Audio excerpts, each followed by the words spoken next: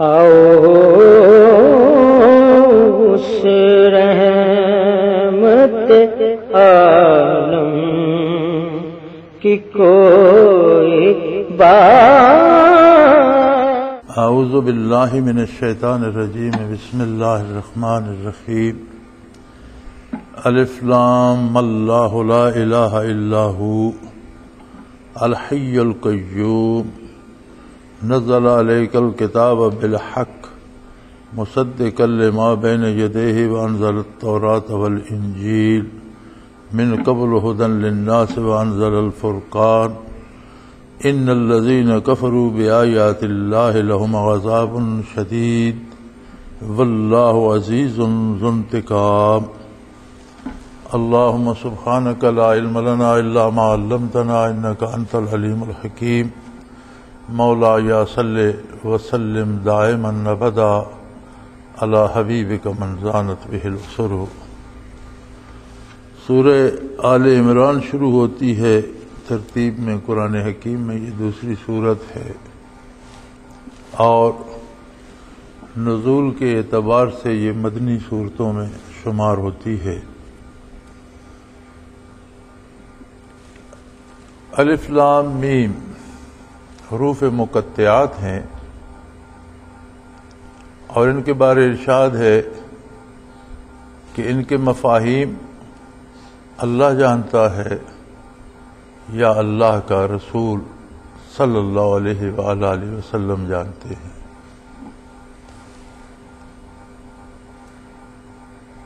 یہ حصر اضافی ہے اس لیے کہ حضور اکرم صلی اللہ علیہ وآلہ وسلم کی شان میں ارشاد ہے کہ ثم علینا بیانہ، آپ پر قرآن نازل کرنا، آپ کو یاد کرانا اور اس کے مفاہیم بیان کرنا یہ اللہ کے ذمہ ہے۔ لہذا کوئی ایسا مفہوم نہیں ہے جو نکاح اطہر نبوی سے پوشیدہ ہو۔ ہمارے لیے ان پر ایمان لانا ضروری ہے کہ قرآن حکیم میں ایک ایک لفظ جو ہے وہ برحق ہے اور اللہ کا کلام ہے۔ اگر اس کا ہمارے کردار کے ساتھ رشتہ ہوتا، ہمیں اس پر عمل کرنا ہوتا تو یقیناً اللہ کریم ہر بندے کو اس کا مفہوم سمجھا دیتے، جس طرح سارا قرآن حکیم سمجھنا آسان ہے۔ اللہ کے بندے والراسخون فی العلم، جنہیں اللہ کریم نے علم میں راسخ قرار دیا ہے، یہ وہ لوگ ہیں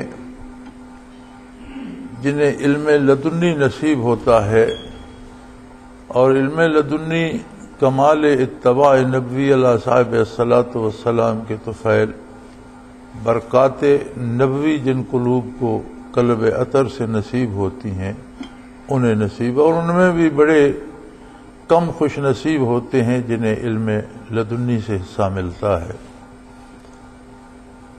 ان پر بھی مفسرین کرام یہ لکھتے ہیں کہ جنہیں اہل اللہ میں سے جن لوگوں کو ان کی سمجھ آتی ہے حروف مقطعات کی، انہیں بھی بیان کرنے کی اجازت نہیں ہوتی، وہ جان سکتے ہیں بیان نہیں کر سکتے، اس لیے کہ رسول اللہ صلی اللہ علیہ وآلہ وسلم نے عوام کے لیے بیان نہیں فرمایا۔ تو دین نام ہے اتباع رسالت کا، جہاں سے کوئی حضور کے اتباع سے نکلے گا وہ دین سے نکل گیا۔ اللہ لا الہ الا ھو، اللہ کو سزاوار ہے اور اس کے علاوہ کسی کو یہ سزاوار نہیں کہ اس کی عبادت کی جائے۔ الحی القیوم، اس لیے کہ اللہ ایسا ہے، الحی ہے، وہ اپنی ذات میں ہمیشہ سے ہمیشہ کے لیے زندہ ہے، اسے زندگی کے لیے کسی دوسرے کی مدد کی ضرورت نہیں، وہ کسی کا محتاج نہیں ہے۔ القیوم، وہ قائم ہے خود اپنی ذات میں ہمیشہ سے ہمیشہ کے لیے۔ اسے کسی دوسرے سہارے کی ضرورت نہیں ہے قائم رہنے کے لیے، اس لیے وہ اکیلا عبادت کا مستحق ہے۔ اللہ کریم کے علاوہ جتنی بھی مخلوق ہے، فرشتے ہوں، انبیاء کرام ہوں، اولیاء اللہ ہوں، یا دنیا کی دوسری چیزیں ہوں جنہیں جہلا پوجتے ہیں، ہر شے اپنی زندگی میں بھی اللہ کی محتاج ہے، حیات کے لیے بھی، اپنی بقا کے لیے بھی اللہ کی محتاج ہے۔ جسے زندگی دیتا ہے اسے حیات ملتی ہے، جس سے لے لیتا ہے اس سے چلی جاتی ہے۔ جس چیز کو قائم رکھتا ہے وہ قائم رہتی ہے، جسے مٹا دیتا ہے وہ مٹ جاتی ہے۔ اللہ کے علاوہ کوئی ایسی چیز نہیں، کوئی ایسی ہستی نہیں جو اپنا وجود خود قائم رکھ سکے اللہ کی مدد کے بغیر، یا اللہ کی دی ہوئی زندگی کے علاوہ زندہ رہ سکے۔ لہذا عبادت کا حق اس اکیلے کو ہے جو اپنی ذات میں زندہ ہے، اپنی ذات سے قائم ہے، زندگی میں قائم رہنے میں کسی کا محتاج نہیں ہے، باقی ساری کائنات اس کی محتاج ہے، لہذا عبادت اس اکیلے کی ہوگی۔ نزل علیک الکتاب بالحق، اس نے آپ پر حق کے ساتھ کتاب نازل فرمائی۔ آج شب برات ہے، 15ویں رات ہے شعبان المعظم کی، اور بعض اوقات، بعض لمحات، بعض راتوں کے لیے حدیث شریف میں فضائل آئے ہیں، ان کی برکات زیادہ ہیں، ان میں عبادت کا اہتمام لوگ کرتے ہیں، لیکن ایک بات یاد رہے، بنیاد فرائض ہیں۔ اگر کوئی فرائض کی پرواہ نہیں کرتا اور صرف شبراتیں منا لیتا ہے تو یہ دین نہیں ہے، جیسا کہ ہمارے ہاں رواج ہے۔ اور شب برات بھی ہم پٹاخے چلا کر خرافات سے مناتے ہیں، یعنی اگر یہ رات عبادت کی ہے، فیصلوں کی رات ہے، بعض احادیث میں ملتا ہے، بعض مفسرین نے تفسیر میں بھی نقل فرمایا ہے کہ دنیا میں کام کرنے والے فرشتوں کو 1 سال کے لیے اس رات میں فیصلے عطا کر دیے جاتے ہیں، لیکن کیا اللہ کریم اپنے فیصلوں میں کسی کا محتاج؟ کوئی ایسا فیصلہ ہے جو اللہ پہ حاوی ہے اور اللہ کریم مجبور ہے؟ ایسی تو کوئی بات نہیں، وہ جب چاہے جو چاہے وہ فیصلہ کرے۔ ہر لمحہ اس کی عبادت کا ہے، اور ہم نے عبادت کا مفہوم سمجھنے میں بھی ٹھوکر کھائی ہے۔ عبادت کا مطلب اطاعت الہی ہے، یہ ضروری نہیں کہ نماز اور نفلیں عبادت ہیں، بازار جانا بھی عبادت ہے، روزگار کمانا بھی عبادت ہے، مزدوری کرنا بھی عبادت ہے، بال بچے پالنا بھی عبادت ہے، والدین کی خدمت بھی عبادت ہے، اولاد کی تربیت بھی عبادت ہے۔ زندگی کا ہر کام یا اللہ کی عبادت ہے اور یا جرم ہے۔ 2 حالتوں میں سے زندگی کا کوئی کام خالی نہیں ہے۔ اگر اللہ کے حکم کے مطابق ہے، نبی علیہ الصلوۃ والسلام کے اتباع میں ہے، آپ کی غلامی میں ہے، تو ہر کام عبادت ہے۔ مزدوری عبادت ہے، سفر عبادت ہے، قیام عبادت ہے، سونا عبادت ہے، جاگنا عبادت ہے، بات کرنا عبادت ہے۔ شرط صرف یہ ہے کہ اللہ کی اطاعت کی حدود کے اندر۔ عبادت کا مطلب اطاعت ہے۔ جو عبادات فرض کی گئیں جیسے نماز، روزہ، حج، زکوٰۃ، یہ اللہ کا خصوصی انعام ہے، یہ حضور حق میں حاضری ہے، اللہ کی بارگاہ میں روبرو کھڑے ہونا ہے۔ اس کا حاصل یہ ہے کہ بار بار بارگاہ عالی میں حاضر ہونے سے بندے کا اللہ سے تعلق بڑھتا ہے، آشنائی بڑھتی ہے، دل اس طرف مائل ہوتا ہے۔ لہذا عبادات کا حاصل، یا جسے آپ ثواب کہتے ہیں، ہمیں اس کو سمجھنے میں بھی غلطی لگتی ہے اور کہہ دیا جاتا ہے یہ ادھاری مزدوری ہے جی، اس کا ثواب مرنے کے بعد ملے گا۔ یہ غلط کہا جاتا ہے۔ ہر شے کا ثواب نقد ملتا ہے،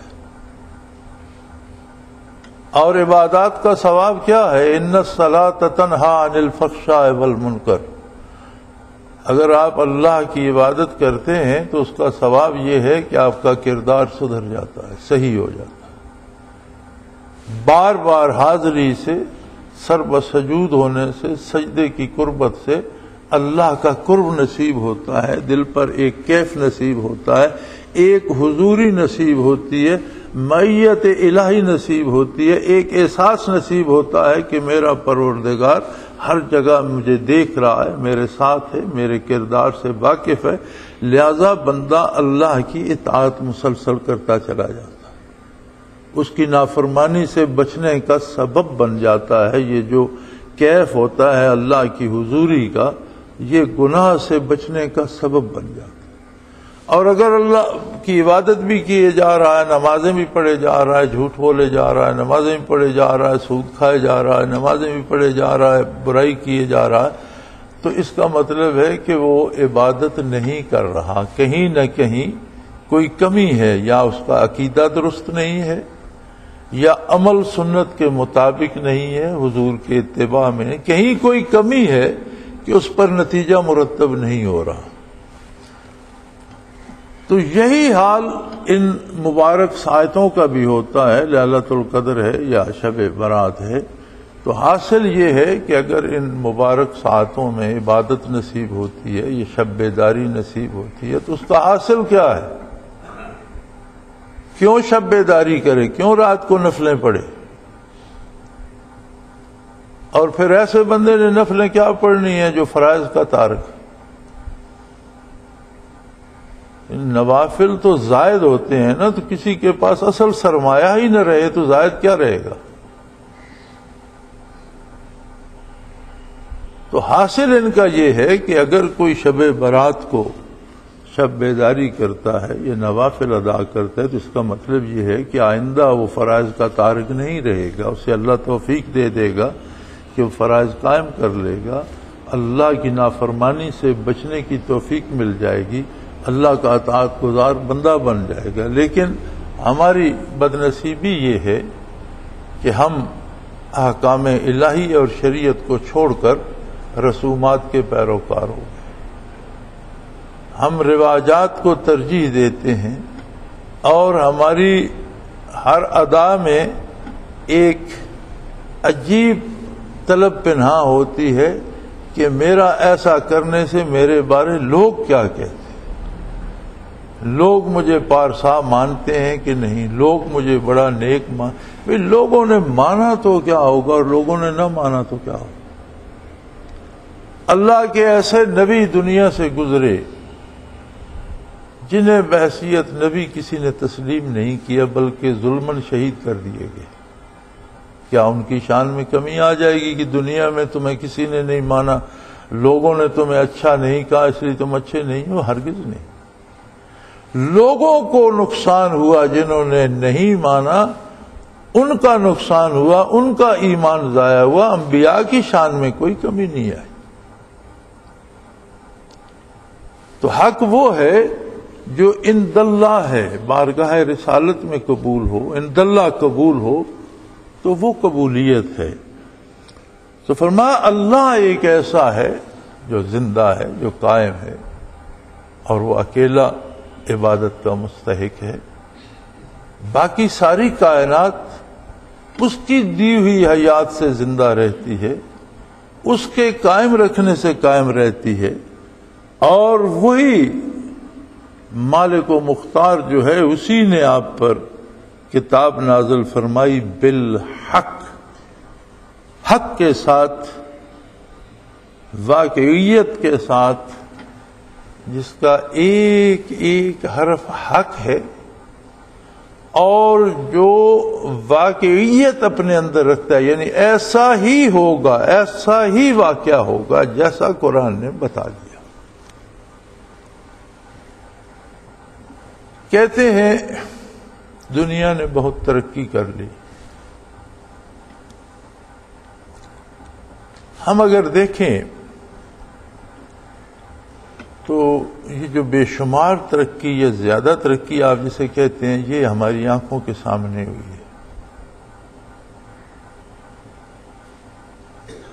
ہم نے بچپن میں بھی موٹریں تو دیکھی، لیکن جو موٹریں آج ہیں ان کا تصور تک نہیں تھا۔ جہاز تھے لیکن آج کے جہاز کا تصور نہیں تھا۔ ہم جب ہمارا لڑکپن تھا تو موٹریں اس پتھر کے کوئلے پہ چلا کرتی تھیں، اور اتنے بڑے بڑے ڈرم لگے ہوئے ہوتے تھے گاڑیوں میں جن میں کوئلہ جلایا جاتا تھا، اور اس سے جو گیس بنتی تھی اس پر گاڑیاں چلتی تھیں۔ مجھے یاد ہے میں جلندھر چھاؤنی میں پھر رہا تھا، اور باہر سے کوئی بس آ رہی تھی جلندھر شہر کے لیے، تو اس کا وہ جو کوئلے والا ڈرم تھا وہ اس کے پیچھے لگا ہوا تھا۔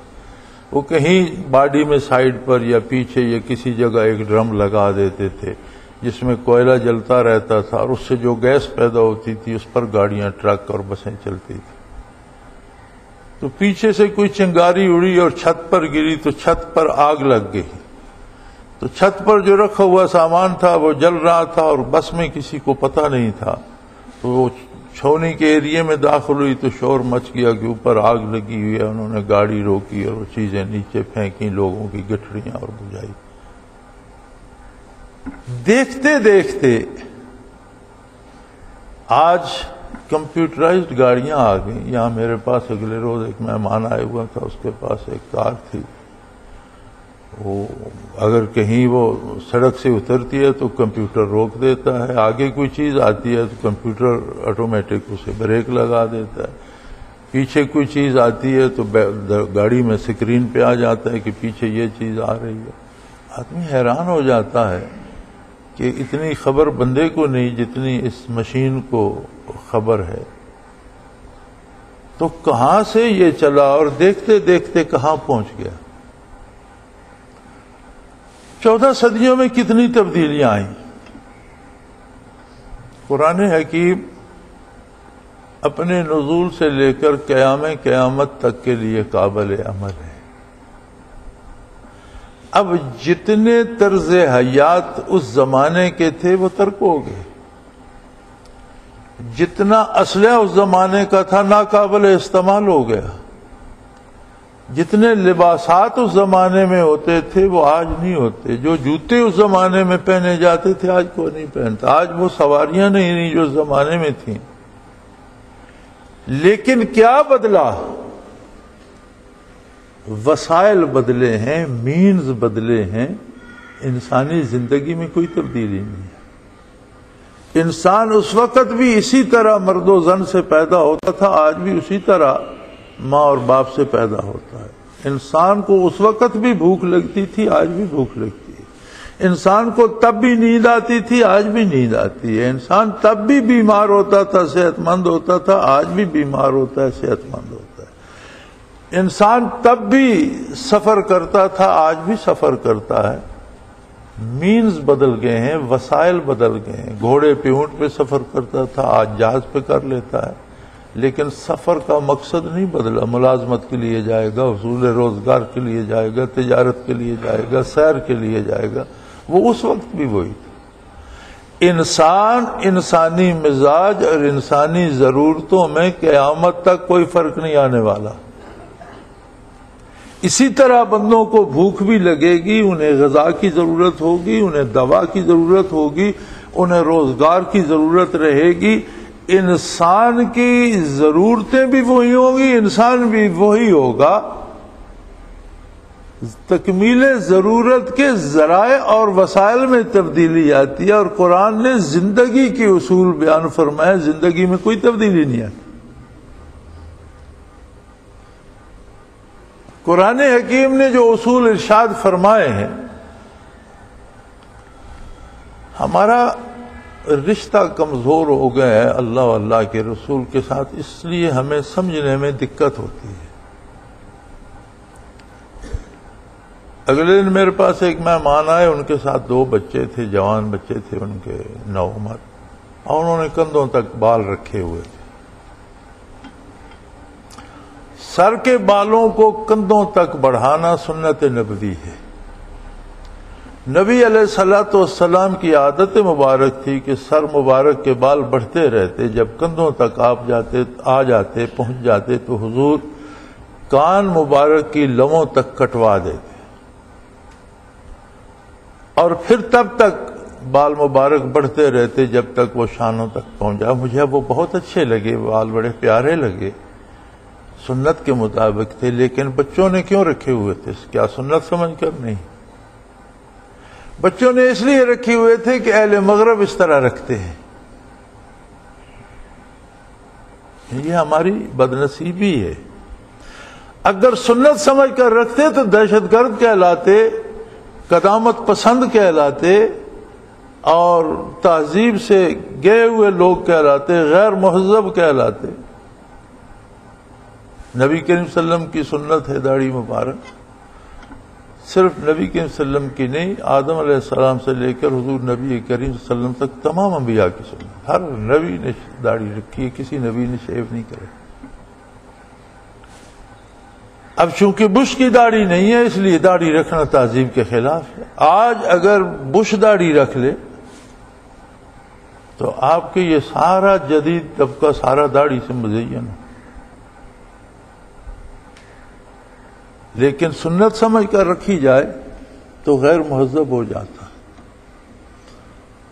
اور سنت سمجھ کر بال بڑھا لو یا بال رکھ لو تو غیر مہذب ہو جائے گا، لیکن تہذیب مغرب نے چونکہ بال بڑھائے ہوئے ہیں اس لیے وہ بڑھانا تہذیب ہوگی۔ اب جب ہم اس جگہ پہنچ گئے ہیں تو شب برات منانے سے ہمارا کیا بگڑے؟ 4 نفلیں پڑھنے سے کیا ہوگا؟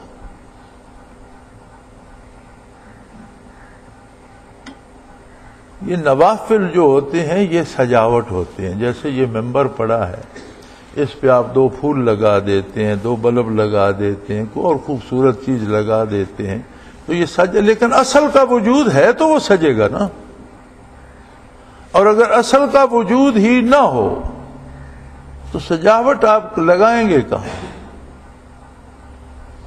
شب برات ہو یا لیلۃ القدر ہو، یہ سارے نفلی عبادتیں سجاوٹ ہیں اس زندگی کی جو سنت کے مطابق ہو، اس شخص کے لیے جو فرائض کا پابند ہو، اس شخص کے لیے جو حلال و حرام میں تمیز کرتا، اس شخص کے لیے جو اللہ پر اور اللہ کے رسول پر ایمان رکھتا۔ اگر درمیان میں سے یہ اصل چیز ہی نکال دیں تو سجاوٹ کس کام آئے؟ ہم مکان کو سجاتے ہیں، اس میں خوبصورت لائٹیں لگاتے ہیں، اچھے پنکھے لگاتے ہیں، اچھا رنگ روغن کرتے ہیں، مکان سج جاتا ہے۔ لیکن اگر مکان ہی نہ ہو تو سجاوٹ کس کام کی؟ رنگ کے ڈبے خرید کر رکھ لو، بتیاں خرید کر رکھ لو، پنکھے خرید کر رکھ لو، قالین خرید کر رکھ لو، صوفے خرید کر رکھ لو، مکان تو ہے نہیں، تو یہ سارے اخراجات کس کام؟ تو میرے بھائی یہ شب برات بھی اور اس کی شب بیداری اور اس کے نوافل بھی تب ہیں کہ جب ہم اصل کو قائم کریں۔ اب رواج یہ آ گیا ہے کہ اصل کو تو بھول جاؤ، جانے دو، سال بھر سجدہ نہ کرو، ایک شب برات کو جاگ لو۔ یاد رکھیں ان مبارک راتوں کی عبادت کا بھی ثواب اگر آپ کو چاہیے تو ثواب یہ ہے کہ رات کو جاگیں تو صبح کو عملی زندگی میں توفیق عمل ارزاں ہو جائے، پھر رات کا جاگنا آپ سمجھیں قبول ہو گئے۔ اور اگر صرف رات کو جاگے اور ٹوٹل پورا کر لیا کہ اب اتنی حوریں مجھے مل گئی، اتنے محل مجھے جنت میں مل گئے، اتنے مکانات مجھے مل گئے، میرے بھائی سوداگری نہیں، یہ عبادت خدا کی ہے۔ یہ کاروبار نہیں ہے کہ ایک رات آپ نے پیسہ لگایا اور اس پر منافع آ گیا، بس کافی ہے، سال بھر کھا لیں گے، یہ وہ بات نہیں ہے۔ عبادت کا نتیجہ توفیق عمل ہے، اور اگر توفیق عمل ارزاں نہیں ہوتی تو عبادت قبول نہیں ہے۔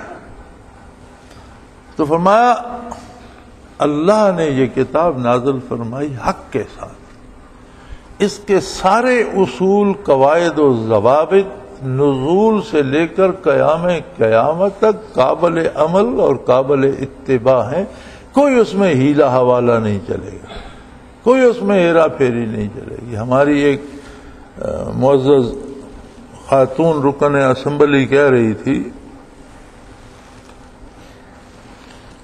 حال ہمارا یہ ہے کہ قانون کا عملاً نفاذ ملک میں نہ ہونے کے برابر ہے۔ جو بھی قانون ہے وہ غلط ہے یا صحیح ہے، یہ بحث الگ ہے، لیکن ہمارے پاس ایک نظام حکومت ہے، وہ کاغذوں میں ہے، کتابوں میں ہے، فائلوں میں ہے، زمین پر اس کا وجود نہیں ملتا۔ کوئی رشوت دے کے اپنا کام کرا لیتا ہے، کوئی سفارش کر کے کرا لیتا ہے۔ قانون کا مطلب تو یہ ہے کہ ہر شہری کو اس کا حق بغیر رشوت، بغیر سفارش، بغیر تکلف کے ملے۔ قانون کا نفاذ تو اسے کہتے ہیں۔ عملی زندگی میں کہیں بھی قانون کا نفاذ نہیں ہے۔ حقوق نسواں کی بحث چھڑی ہوئی ہے، اور اسمبلی اس پہ اجتہاد فرما رہی ہے، اور خاتون رکن اسمبلی فرما رہی ہیں، جنہیں شاید کلمہ طیبہ بھی صحیح آتا ہے کہ نہیں، کہ ہم نے اس پر اجتہاد کیا ہے۔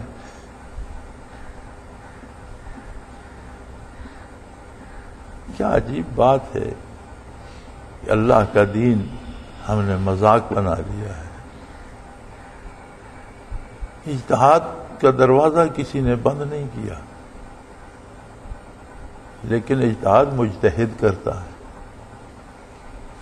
اور مجتہد وہ ہوتا ہے جس کو عربی علم پر بھی عبور ہو، عربی گرامر، صرف نحو پر بھی عبور ہو، حدیث مبارکہ پر عبور ہو، قرآن حکیم اور اس کی تفسیر اور اس کی نزول اور اس کے احکام پر عبور ہو، اور اس سارے عبور کے ساتھ اس میں یہ استعداد ہو کہ مسائل کا استنباط کر سکے، استخراج کر سکے، یعنی کوئی مثال ڈھونڈ کر اس کو منطبق کر کے حکم حاصل کر سکے۔ اگر یہ سارے علوم بھی آتے ہوں اور قوت استنباط نہ ہو تو اجتہاد نہیں کر سکے۔ شاہ ولی اللہ رحمت اللہ تعالی علیہ اپنے زمانے کے مانے ہوئے چوٹی کے عالم تھے، عربی زبان میں بھی عبور تھا، قرآن حکیم کے اسرار و رموز بھی اللہ نے عطا فرمائے تھے، حدیث پاک کے اسرار و رموز بھی اللہ نے بخشے تھے، صرف و نحو اور زبان دانی اور علم زبان اور علم کلام پہ بھی عبور تھا۔ خود لکھتے ہیں جذب القلوب میں کہ مدینہ منورہ میں حاضر ہوا، میں نے بارگاہ نبوی میں گزارش کی کہ یا رسول اللہ، اللہ نے مجھے بڑے علوم عطا فرمائے ہیں، میں سمجھتا ہوں کہ میں اجتہاد کر سکتا ہوں، تو میں اپنے لیے اجتہاد کی اجازت چاہتا ہوں۔ وہ فرماتے ہیں مجھے جواب میں یہ ارشاد فرمایا گیا کہ غور کر کے دیکھ لو، ائمہ اربعہ نے کہیں کوئی کسر چھوڑی نہیں ہے، کوئی تمہیں ایسا مسئلہ نظر آتا ہو جس میں انہوں نے رہنمائی نہیں کی تو پھر تم کر لینا، ورنہ چاروں میں سے جو پسند آئے اس راستے کو اپنا لو۔ یہ ان کی بات ہے جو انہوں نے بارگاہ نبوی میں عرض کی۔ اب اگر ایسے لوگوں کو ضرورت اجتہاد نہیں ہے تو آج کی اسمبلی کے اراکین میں اس میں پھر وہ ہماری بہو بیٹیاں جو بیٹھی ہیں ان کے علوم پتہ نہیں کتنے وسیع ہیں کہ وہ مجتہد ہو گئی ہیں. آج تک کوئی خاتون اس اعزاز سے پہلے تو 1400 سالہ تاریخ میں کسی خاتون کا اجتہاد ہمیں نہیں ملتا، نظر نہیں آتا.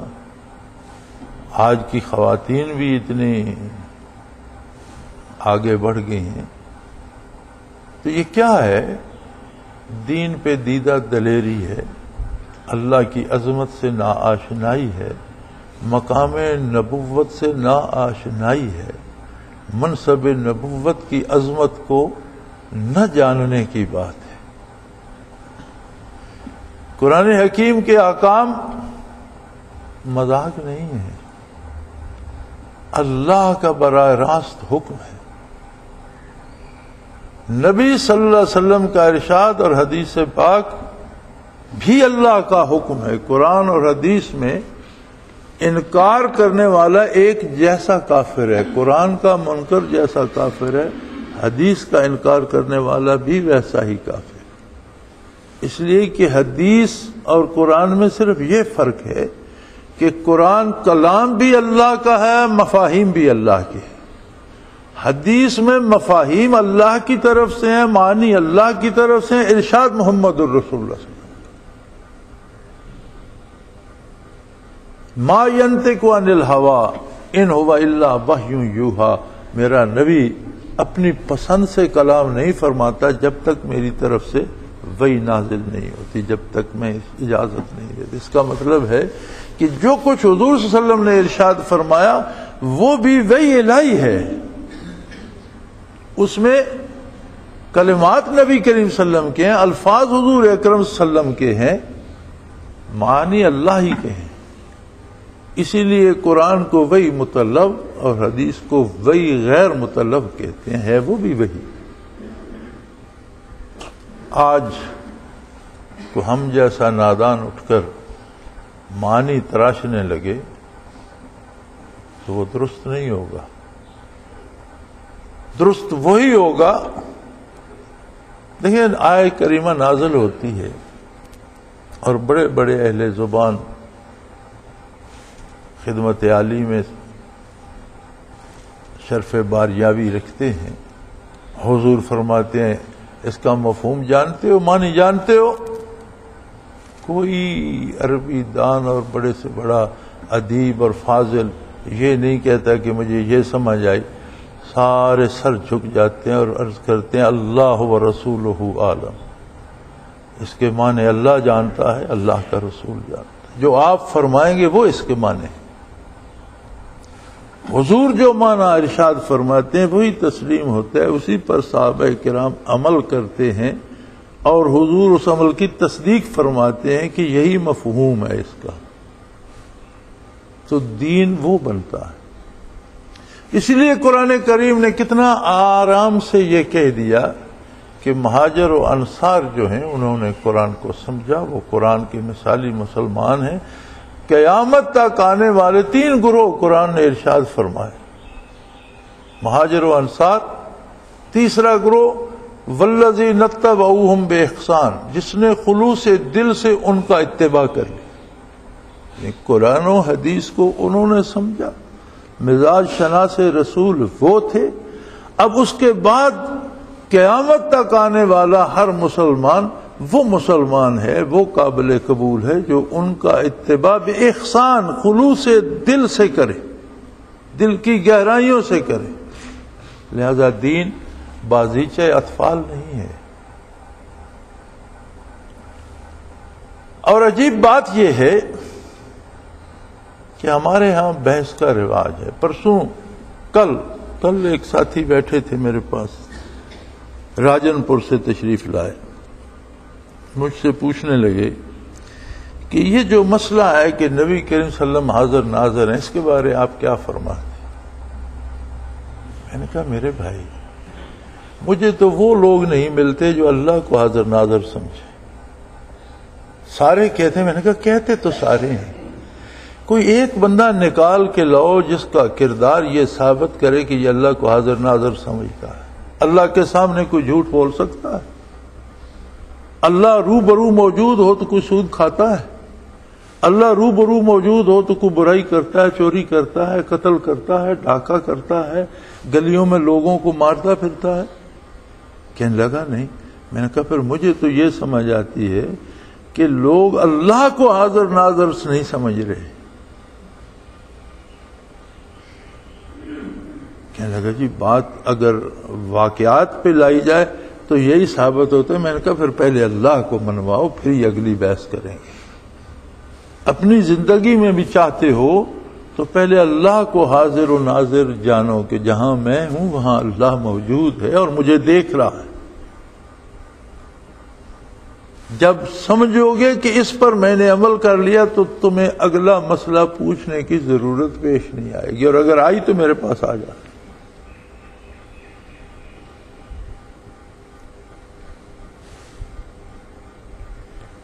تو پوری قوت سے ارشاد فرمایا جا رہا ہے، اس پر زور دیا جا رہا ہے، نزل علیک الکتاب بالحق۔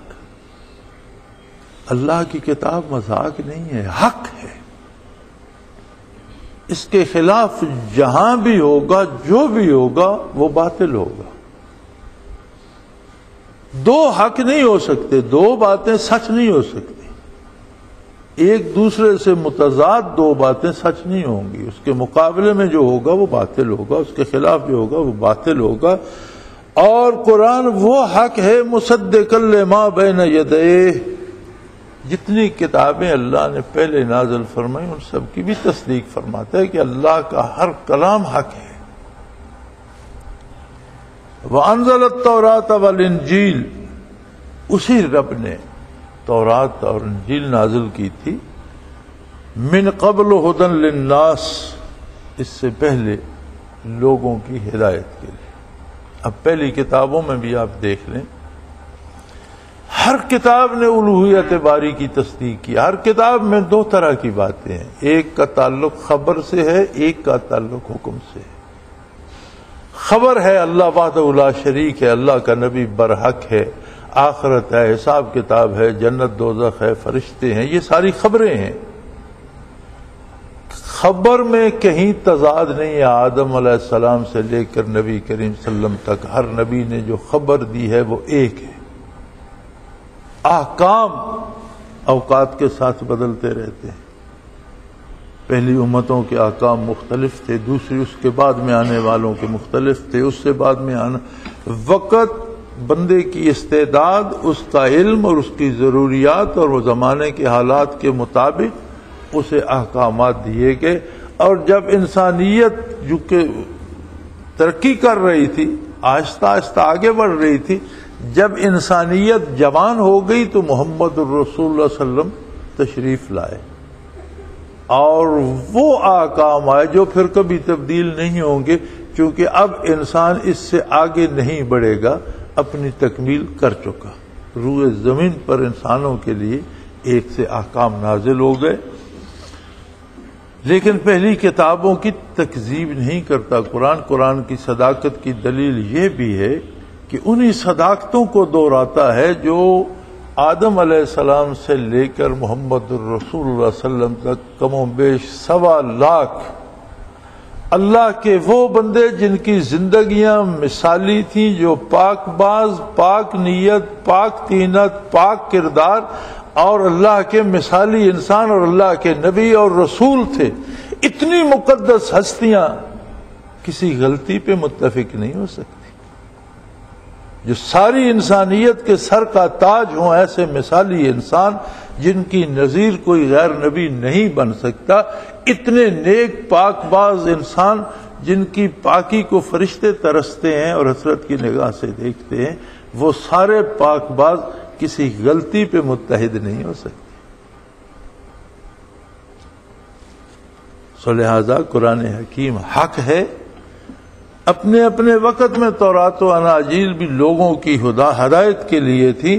وَأَنزَلَ الْفُرْقَانَ، پھر اس نے قرآن نازل کر دیا، اور نزول قرآن سے لے کر قیامت تک کتاب ہدایت اللہ کا قرآن۔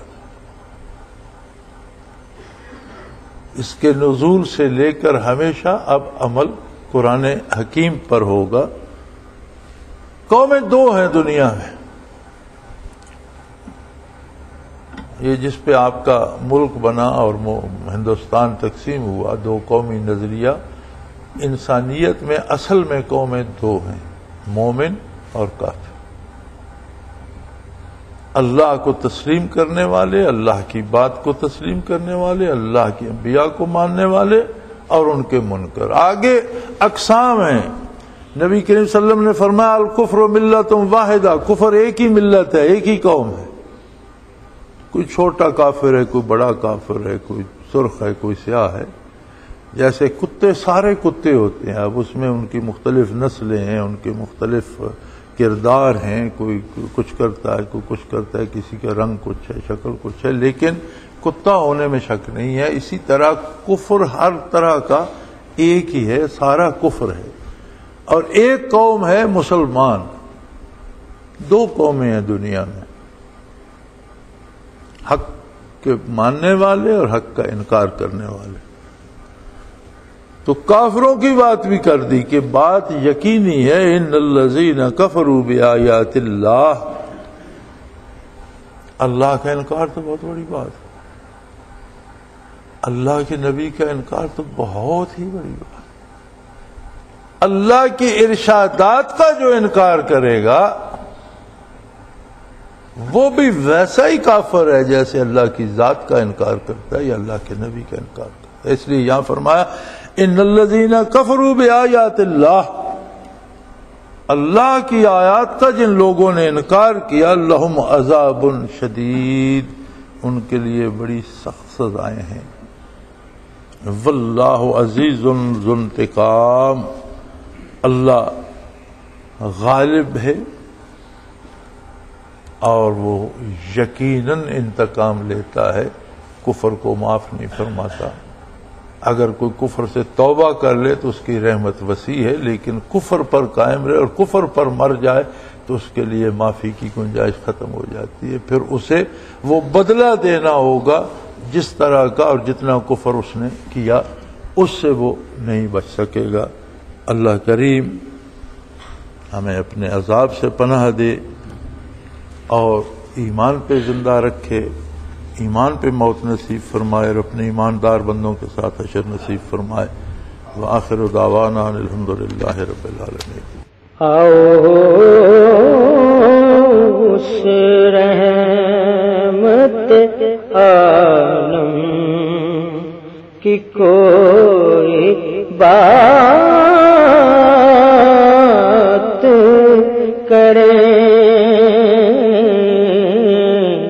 آؤ اس رحمت عالم کی کوئی بات